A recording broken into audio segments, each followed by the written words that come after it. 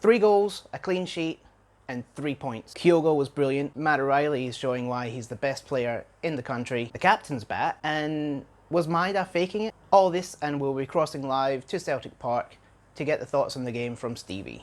And in the first week of the channel, we actually managed to get past 10 subscribers and earn the brown YouTube plaque. It's a real thing.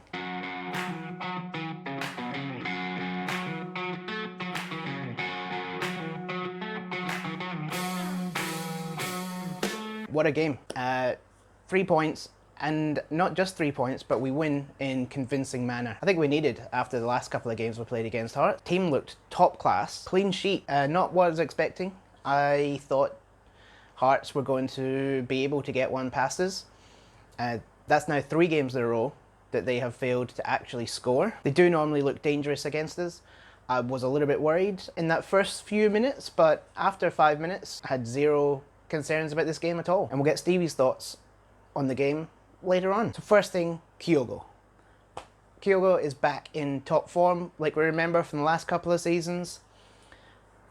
He's getting in behind, playing off the last shoulder, the defender. His effort, coming back, stealing the ball off of people, he just didn't stop the whole game. But the question is, did Kyogo get that much better? Or was it just that we actually started passing him the ball? Like, I've been watching him in other games, and he's always making those runs, like constantly just running forward, and you just see our midfield and wingers kind of look and then just pass it to the side.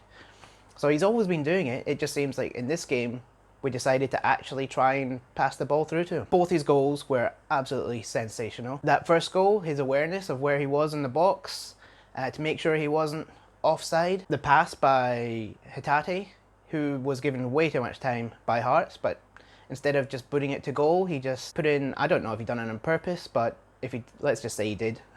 It was a great pass and a fantastic finish by Kyogo. Great awareness, and he's just always there for those sorts of shots. Then second goal, that pass from Matt O'Reilly, that was brilliant pass. And again, Kyogo playing on the last shoulder. The ball hung in the air for ages. I think if he didn't have that one touch, he probably would have lost the ball, but he doesn't bother bringing it down, knows where he is, passes it straight into the back of the net. Brilliant goal. But let's talk about Matt O'Reilly. There were 2 players in this game that were nominated for Scottish Player of the Year, but you wouldn't know where the other guy was. Matt O'Reilly just stepped up. He was playing at his best. He was showing why he's nominated. Shankland kind of disappeared for most of the game. I actually feel like Matt O'Reilly's starting to become more of a leader on the team. Not just in what he's saying in press conferences, but you can actually see what he's saying is translating over to on the field. He's such a calm presence. He just seems like he's so in control, and that seems to be spreading to other teammates. Look at his penalty, for example. He strolls up, casual as you like, hits one of the best penalties we've had in years, into the top corner, and then just turns around like it was like, yep, that was always going to happen. For me, Matt is probably on penalties for the rest of the season. One thing I was a little bit disappointed about though was Iwata was on when we gave that penalty away. I would have loved to have seen Iwata hit that in the back of the net just to get a bit of revenge from that penalty he gave away last time we played against Hearts. After a few rusty spells, Kalmak is back. He was playing fantastic. He needed a few games. People were starting to talk about it, if he was carrying an injury and if he should have played this game. There was a part in this game where the ball was given away, he starts chasing down his man, and I just remember thinking, okay, well, this is it. He has to hit full stride. Is he going to injure himself again? Is he not fit? What's going to happen?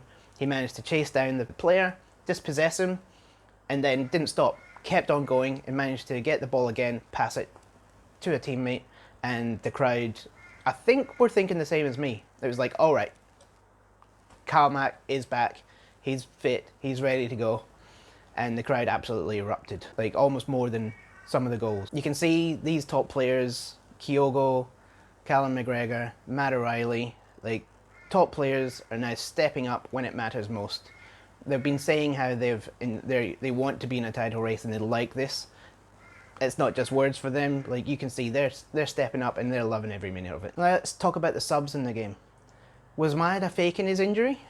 Like, out for the season with a hamstring injury, he's come back on, doesn't look any slower. They need to take him in for testing, find out what he's got and how we can use it. Rangers captain must be crapping himself seeing Maeda back on the field and back to full speed. That's okay. These days I sleep in the fetal position. Now, Iwata and Maeda came on, and I think all of us assumed it was going to be Kalmak coming off and James Forrest. But it wasn't. It was Kun and Rio Hatate, which I thought is a very positive sign. Because most of us are sitting here going, hey, why isn't this person starting? Why aren't they getting more game time? But we don't know what they're doing in practice. We don't know where their fitness is. We don't really know what their injury status is. All we can do is sit here and speculate. So the fact that they ended up giving Jamesy Forrest and Kalmak more game time is very positive going into the next game. Because I think most of us were thinking James can't play that long. Forrest has only got about 60 minutes in him. But he didn't look like he slowed down at all. So for me, that's great news going forward. Then Ida comes back on, and everyone's talking, do we buy him? Do we not buy him? Like, do we spend 5 or whatever it is? Like, when you see him play the way he did, he was tracking back, he was pressing, it was like a taller Kyogo. He was all over the place, playing like a Celtic striker should. It makes it take the money out of it. Do you want him? Yes. Then late in the game, Palma and Bernardo come on. Not a lot of time to analyse, but I thought they both played really well. Palma playing on the right was a bit of a surprise. I said in the preview who we're going to play on the right. It's Kun, Yang and Forrest. Forrest already starting on the left. Yang shouldn't be coming on. I think Palma actually done quite well on the right. I didn't think he could play over there, but he didn't have a lot to do. But that cross that he hit right across face of goal, like if Maeda just had a better touch on that, it would have been an assist. And that was a great cross from him. So I think we're looking pretty strong heading into the last 3 games. For this game, I think myself and every Celtic channel that I watched were talking about the keys to the game, and it was midfield. We had to win the midfield game, and I think we dictated the game from our midfield. We were pressing, we were getting the ball back high, our passing was great, we're actually hitting through balls and spreading the field wide. You see, as soon as we got the ball back, Kun and Forrest were pretty much heading straight for the sidelines, just spreading the Hearts defence. Didn't do a lot from the wings. Kun didn't really have a great game, but what they were doing is making space, so a lot of the stuff we had were coming through the middle. But more importantly, the intensity. I don't think they could match our intensity. Also, they had nothing really to play for. I mean, when you look at the second half, Shankland was almost playing like a centre-back, because he was bored up top. Like, the ball was hardly getting past our midfield. They were playing hard, playing high. Really took Shankland completely out of the game in that second half. And then he decided to give us a penalty for it. Thanks very much. One thing I don't want to talk about, but we will because we have to. The high boot on Forrest. Now, everyone saw it. I don't see how that doesn't even get a foul and Yangs gets a red card. It is very similar. The only difference between that and the one that Yang done that I can see is Forrest didn't sell it. Like, that's not good enough. And realistically, for me, it's about consistency. But anyway, that was a great game. I loved watching every minute of it. Well, maybe the first 5 minutes was a bit iffy, but after that, like, we just dominated. And now to get their thoughts and opinions on the game, someone who was there, let's cross live to Steevee, who's out to the front of Celtic Park. Steevee, how are you going? Yeah, not bad, Jared. How's yourself? I'm doing great after this game. And what was your thoughts on the game, the performance? Amazing. Oh, fantastic game to watch. We dominated the game almost from start to finish. All the players just looked so switched on. Everything was just flowing today. Like, the players, the manager, the pints. Those goals by Kyogo were amazing. He's a top-class striker. Top class. The crowd seemed really up for it as well. When Cal chased that player down, stole the ball, the place erupted. There wasn't a person left sitting on their seat. Except maybe in the disabled area. I'm still buzzing. Sorry if I'm a bit hyper. No worries, Stevie. It's alright to be pumped up after that game. It's alright to be hyper. I know. What am I like? You got beer? Can I have one? Right, no need for that. Well, I've got to go.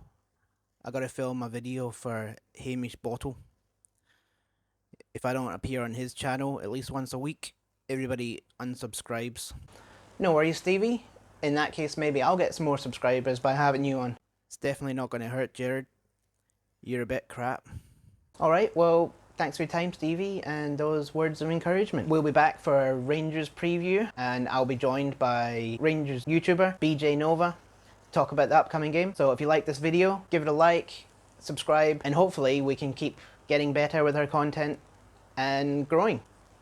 Should Stevie stick around? Thanks very much, and until then, stay off the meth.